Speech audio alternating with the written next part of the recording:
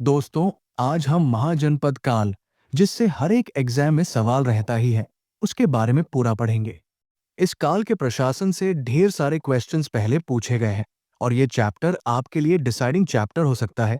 तो जिन लोगों को लगता है कि उन्हें एक दो मार्क से फर्क नहीं पड़ता, वो प्लीज थोड़ा सीरियस होकर तैयारी कीजिए, क्योंकि यही एक नंबर आपके तैयारी और नौकरी के बीच का फर्क है। तो ये क्लास तैयार कर लीजिए और सवाल सेतु को जल्दी से सब्सक्राइब भी कर लीजिए, ताकि आपका पूरा ल्यूसेंट जीके मैं खुद तैयार करा दूं।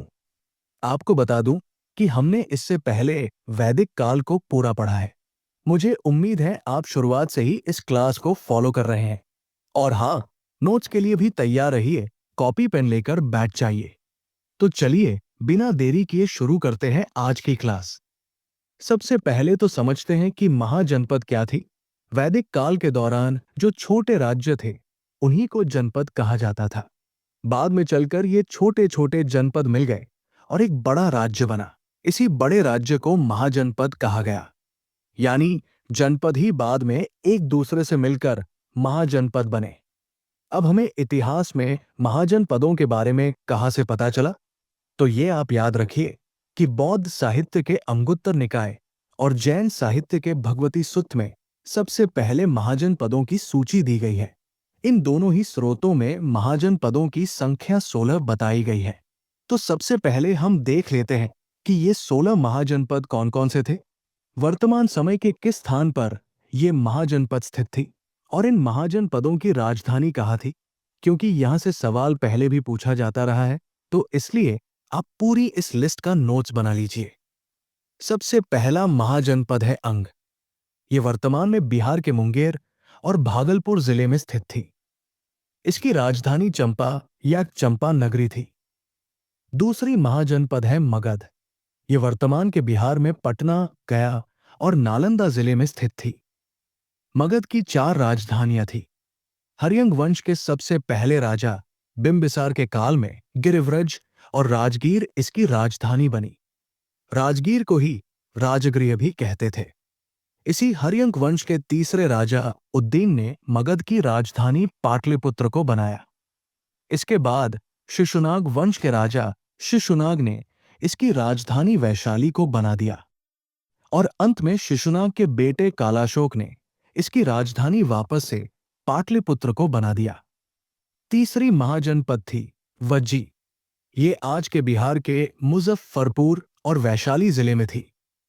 इसकी राजधानी थी विदेह, मिथिला और वैशाली। चौथी महाजनपद थी मल्ला। ये वर्तमान के उत्तर प्रदेश के देवरिया, बस्ती और गोरखपुर से लेकर सिद्धार्थ नगर जिले के बीच स्थित थी। इसकी राजधानी कुशीनारा और पावा थी। पांचवी महाजनपद थी काशी। ये उत्तर प्रदेश के वाराणसी जिला में स्थित थी। इसकी राजधानी भी वाराणसी ही थी। छठी महाजनपद थी कोसल। ये वर्तमान के उत्तर प्रदेश में फैजाबाद, गोंडा और बहराइच जिले में स्थित थी। इसकी राजधानियां थी उत्तर कोसल श्रावस्ती, सहित महत, दक्षिण कोसल साकेत और अयोध्या। सातवीं महाजनपद थी वत्स।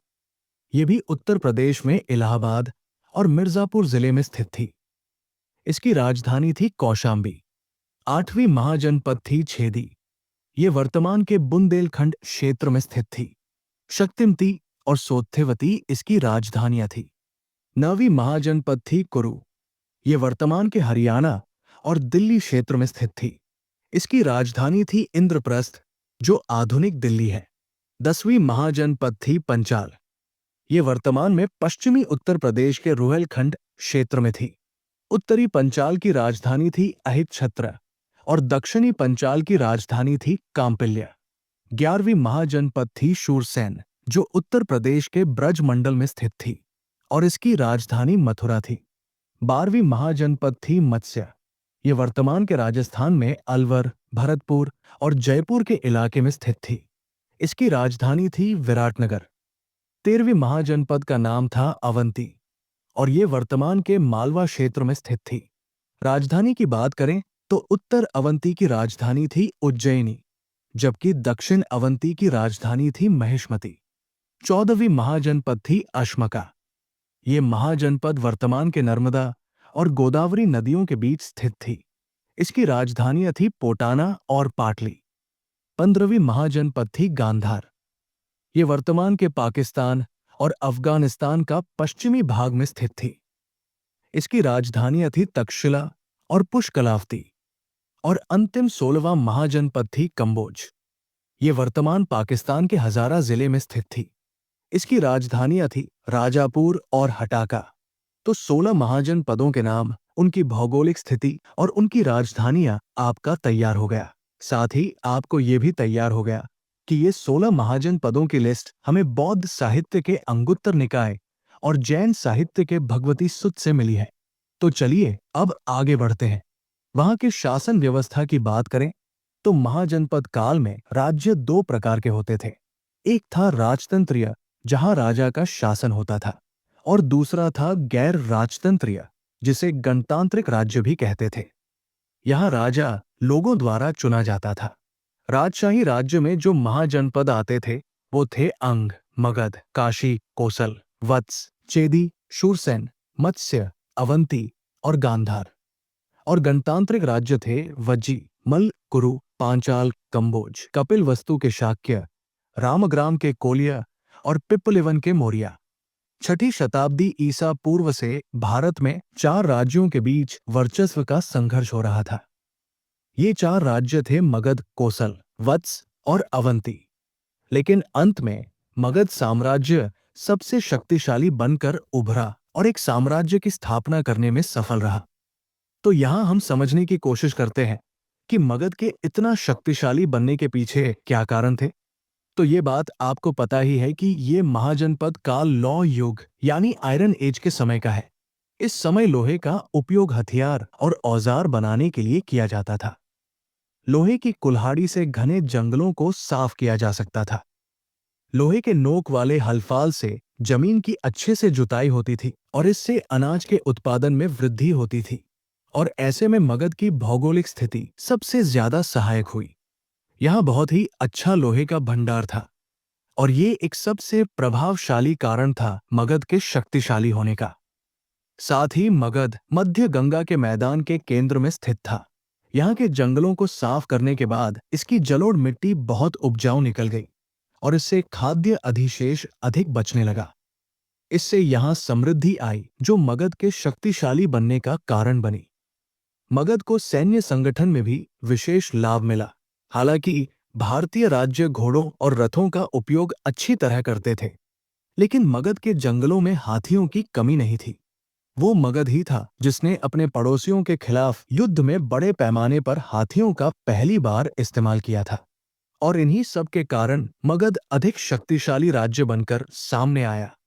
तो मगध की कहानी को और आगे बढ़ाते हैं और अब जानते हैं कि मगध पर किन किन वंशों ने साम्राज्य बनाए और शासन किया। सबसे पहली वंश जिसने मगध पर शासन किया उसका नाम है हर्यंक वंश। मगध के ऊपर इनका शासन 544 ईसा पूर्व से 412 ईसा पूर्व तक रहा। इस वंश का सबसे पहला राजा और संस्थापक था बिंबिसार, जिसे श्रोणी के नाम से भी जाना जाता है। बिंबिसार ने 544 ईसा पूर्व से 492 ईसा पूर्व तक मगध पर शासन किया। बिंबिसार के नेतृत्व में ही मगध प्रमुखता में आया और शक्तिशाली बना। ये बात आपको याद रखनी है कि वे गौतम बुद्ध के समकालीन थे। उन्होंने विवाह के माध्यम से अपने राज्य का विस्तार किया था। उन्होंने कोसल के राजा प्रसेनजीत की पुत्री कोसल देवी से विवाह किया। इस विवाह के बाद उन्हें काशी का एक हिस्सा दहेज के रूप में मिला था। बाद में लिच्छवी के प्रमुख चेटक की बहन चेलाना से विवाह किया। उसके बाद उन्होंने मद्र राजा की पुत्री खेमा से विवाह किया। उन्होंने अंग प्रदेश पर विजय प्राप्त की और जब अवंती के राजा प्रद्योत पीलिया से पीड़ित थे तो उन्होंने एक शाही चिकित्सक जीवक को उज्जैन भेजा।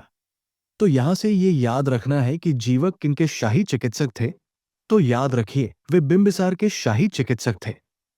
इसके साथ आप ये भी याद रखिए कि बिंबिसार वो पहले भारतीय राजा थे जिनके पास एक नियमित और स्थायी सेना थी और उन्होंने ही नया राजगृह शहर बनवाया था। तो ये तो बात हुई हर्यंक वंश के पहले राजा बिंबिसार की। अब इस वंश के दूसरे राजा अजातशत्रु की बात करते हैं। अजातशत्रु ने 492 ईसा पूर्व में अपने पिता बिंबिसार की हत्या कर दी और खुद राजगद्दी पर कब्जा कर लिया।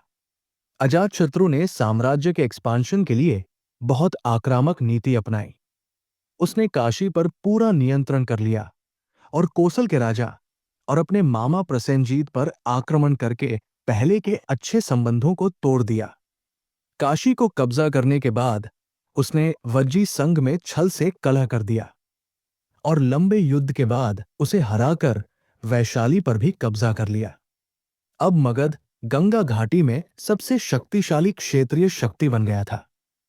और ये बात आप याद रखेंगे कि अजातशत्रु ने राजगृह में किले का निर्माण करवाया था। साथ ही उसने गंगा के तट पर पाटली गांव में एक पहरेदार किला यानी जलदुर्ग का निर्माण करवाया था। तो ये सारी बातें आपको अजातशत्रु में याद रखनी है। अब बढ़ते हैं हर्यंग वंश के तीसरे शासक की तरफ। हर्यंग वंश का तीसरा शासक उद्दीन था, जो अपने पिता अजातशत्रु की हत्या करके राजा बना। उसका शासनकाल इसलिए महत्वपूर्ण है क्योंकि उसने सोन और गंगा नदी के संगम पर पाटलिपुत्र शहर की नींव रखी और राजधानी को राजगृह से पाटलिपुत्र स्थानांतरित कर दिया। तो उद्दीन में आप बस यही पॉइंट याद रखिए कि इसने पाटलिपुत्र शहर की स्थापना की थी। उद्दीन के बाद क्रमशः अनिरुद्ध, मुंडा और नागदशक शासक बने, जो सभी कमजोर थे और उन्होंने भी अपने पिता की हत्या करके शासन पर कब्जा किया था। तो हर्यंक वंश में इतना ही तैयार करना है। मुझे उम्मीद है कि अब तक आप वीडियो को लाइक कर चुके होंगे। तो चलिए अब आगे बढ़ते हैं और मगध पर शासन करने वाले अगले वंश को जानते हैं। हर्यंक वंश का अंतिम शासक नागदशक था, जो एक अयोग्य शासक था। इसलिए लोगों ने उससे घृणा की और उसके मंत्री शिशुनाग को राजा चुन लिया। इस तरह मगध पर 412 ईस्वी में शिशुनाग वंश की स्थापना हुई और ये वंश 344 ईसा पूर्व तक शासन करता रहा। शिशुनाग की सबसे महत्वपूर्ण उपलब्धि थी अवंती के प्रद्योत वंश का विनाश। इससे मगध और अवंती के बीच 100 साल पुरानी प्रतिद्वंद्विता समाप्त हो गई। तब से अवंती भी मगध का हिस्सा बन गया। शिशुनाग के बाद कालाशोक ने मगध पर शासन किया। कालाशोक का शासनकाल इसलिए महत्वपूर्ण है क्योंकि उन्होंने वैशाली में द्वितीय बौद्ध परिषद का आयोजन किया था। ये बौद्ध परिषद या संगीति 383 ईसा पूर्व में हुई। इसके बारे में भी हमने एक वीडियो बनाया है, जो आपको आई कार्ड में और डिस्क्रिप्शन में मिल जाएगा। तो शिशुनाग वंश में आपको इतना ही तैयार करना है। अब मगध के अगले और सबसे महत्वपूर्ण वंश के बारे में पढ़ते हैं। 344 ईसा पूर्व में शिशुनाग वंश को महापद्म ने उखाड़ फेंका, जिन्होंने नंदों के नाम से जाने जाने वाले राजाओं की एक नई वंश की स्थापना की। महापद्म को सर्व क्षत्रंतक के नाम से जाना जाता है, जिसका अर्थ होता है सभी क्षत्रियों का नाश करने वाला। ये बात हमें पुराणों में लिखी मिली है और पाली ग्रंथ में महापद्म नंद को उग्रसेन के नाम से भी जाना जाता है, जिसका अर्थ है विशाल सेना का स्वामी। पुराण महापद्म को एकराट यानी एकमात्र सम्राट कहते हैं। उन्हें भारतीय इतिहास के पहले साम्राज्य निर्माता के रूप में बताया जाता है। तो ये बात आप याद रखेंगे कि भारत के सबसे पहले साम्राज्य निर्माता के रूप में किस शासक को जाना जाता है। तो याद रखिए, वो नंद वंश के संस्थापक महापद्म नंद को जाना जाता है। महापद्म के बाद उनके 8 बेटों ने राजगद्दी संभाली, जिसमें धनानंद अंतिम राजा थे। अंतिम राजा धनानंद के शासन के दौरान ही उत्तर पश्चिम भारत में सिकंदर का आक्रमण हुआ था। सिकंदर ने भारत पर 326 ईसा पूर्व में आक्रमण किया था।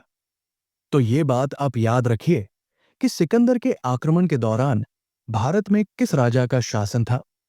तो उस समय धनानंद का शासन था। धनानंद के पास 20,000 घुड़सवार, 2 लाख पैदल सेना, 2,000 रथ और 3,000 हाथियों की एक विशाल सेना थी। ये बात ग्रीक लेखक कर्टियस कहते हैं। वे कहते हैं कि धनानंद की ये शक्ति ही थी जिसके कारण सिकंदर गंगा घाटी की तरफ नहीं आया। वैसे नंद वंश लगभग 322 ईसा पूर्व में खत्म हो गया और यहां चंद्रगुप्त मौर्य के द्वारा एक दूसरी शक्तिशाली वंश मौर्य वंश की स्थापना कर दी गई। मौर्य वंश के बारे में हम अलग से पूरा डिटेल में पढ़ेंगे। फिलहाल आपको हर्यंक वंश से लेकर नंद वंश तक का इतिहास समझ आया होगा, तो जल्दी से इस वीडियो को लाइक कर दीजिए। 544 ईसा पूर्व से 322 ईसा पूर्व तक का भारत का इतिहास पढ़ने के बाद अब हम समझेंगे कि इस समय के दौरान कौन कौन से फॉरेन इन्वेजन्स यानी विदेशी आक्रमण हुए और उन आक्रमणों के भारत पर क्या प्रभाव पड़े। सबसे पहले हम जानेंगे कि इस समय जो ईरानी या फारसी आक्रमण हुआ वो क्या था और क्यों था। 518 ईसा पूर्व में ईरान के अचमेनियन शासक डेरियस प्रथम ने उत्तर पश्चिम भारत में प्रवेश किया और सिंधु और सिंध के पश्चिम में पंजाब पर कब्जा कर लिया। ईरान साम्राज्य में कुल 28 क्षत्रपी थे। क्षत्रपी का अर्थ होता है प्रांत। तो भारत का उत्तर पश्चिमी क्षेत्र जहां डेरियस प्रथम ने कब्जा किया था वो ईरान का 20वां क्षत्रपी था। ये प्रांत ईरानी साम्राज्य का सबसे उपजाऊ क्षेत्र था। इस प्रांत से साम्राज्य को राजस्व के रूप में 360 टैलेंट सोना प्राप्त होता था। अब ईरान के भारत पर इस आक्रमण का क्या प्रभाव पड़ा ये समझते हैं। सबसे पहले तो इसने भारत ईरानी व्यापार और वाणिज्य को बढ़ावा दिया।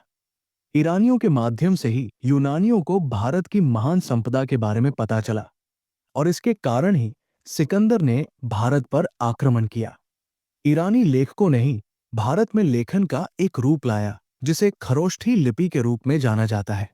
जब हम अशोक के शिलालेखों की चर्चा करेंगे तब आप जानेंगे कि अशोक ने खरोष्ठी लिपि में अपने शिलालेखों को लिखवाया था। ये अरबी की तरह ही दाएं से बाएं लिखी जाती थी। और अंत में मौर्य काल की मूर्ति कला पर ईरानी प्रभाव साफ साफ दिखाई पड़ता है। तो आप समझ सकते हैं कि ईरान के भारत पर आक्रमण के क्या प्रभाव हुए। अब हम दूसरे आक्रमण की बात करते हैं जो है मैसेडोनियन आक्रमण। भारत पर यह आक्रमण 326 ईसा पूर्व में सिकंदर ने किया। चौथी शताब्दी ईसा पूर्व में यूनानियों और ईरानियों के बीच विश्व पर वर्चस्व के लिए लड़ाई हुई। मैसेडोनिया के सिकंदर के नेतृत्व में यूनानियों ने अंत में ईरानी साम्राज्य को नष्ट कर दिया। सिकंदर अपने पिता फिलिप के बाद मैसेडोनिया की गद्दी पर बैठा था। उस समय उसकी उम्र मात्र 20 वर्ष की थी। बचपन से ही वो विश्व विजय यानी पूरे विश्व को जीतने का सपना देखता था। उसने बहुत जल्दी कई क्षेत्रों पर विजय भी प्राप्त कर लिया।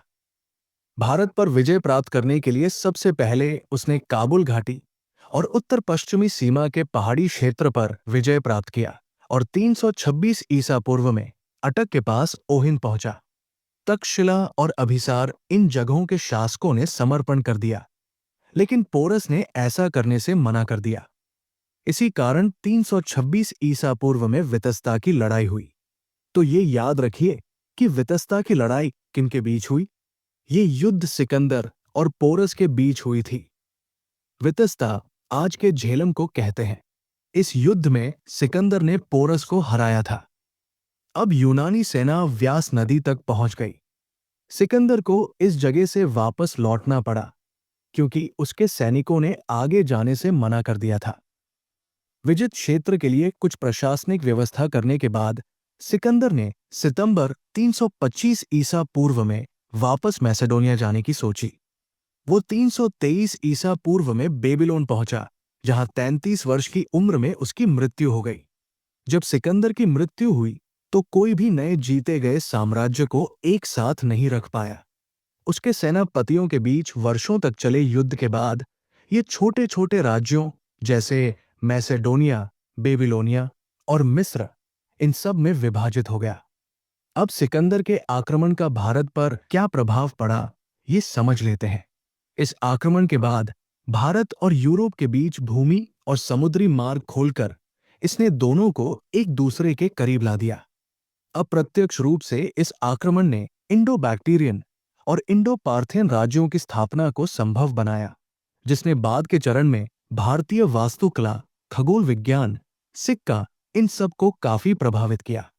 इंडो बैक्टीरियन और इंडो पार्थियन राज्यों के बारे में हम आगे के वीडियोज में पढ़ेंगे। इस आक्रमण ने भारतीय राजनेताओं की आंखें खोल दी। वे सोचने लगे कि अब एक एकीकृत साम्राज्य बनाने की जरूरत है। और अंत में ये याद रखिए कि सिकंदर के आक्रमण की तारीख प्रारंभिक भारतीय इतिहास की पहली विश्वसनीय तारीख है, क्योंकि इसके लिखित और भौतिक दोनों प्रकार के साक्ष्य मौजूद हैं और ये कालक्रम की समस्या को हल करने में हमारी काफी मदद करती है। तो इस प्रकार विदेशी आक्रमण जो हमारे आज के क्लास के टाइमलाइन यानी 544 ईसा पूर्व से 322 ईसा पूर्व तक के बीच हुए, उनको हमने पढ़ लिया। और इस वीडियो में हमने वैदिक काल को पूरा पढ़ा है। वैदिक काल से भी कई सारे क्वेश्चंस एग्जाम में होते ही है और ये वीडियो देखने के बाद मुझे नहीं लगता कि आपको कोई और क्लास देखने की जरूरत भी पड़ेगी, क्योंकि इसमें हमने प्रारंभिक वैदिक काल और उत्तर वैदिक काल के बीच अंतर को देखते हुए तैयार किया है, जो आसानी से याद भी हो जाएगा। तो अगर 2 से 3 नंबर और बढ़ाना है तो ये वीडियो जरूर देखिएगा। मुझे उम्मीद है कि भारतीय इतिहास का ये मॉड्यूल आपको पसंद आ रहा है। तो अपने इस चैनल को सब्सक्राइब करके अपना समर्थन हमें देते रहिए, ताकि आप तक मैं ऐसे वीडियोस पहुंचाता रहूं। आपकी तैयारियों के लिए आप सभी को शुभकामनाएं। मिलते हैं अब अगले क्लास में। धन्यवाद।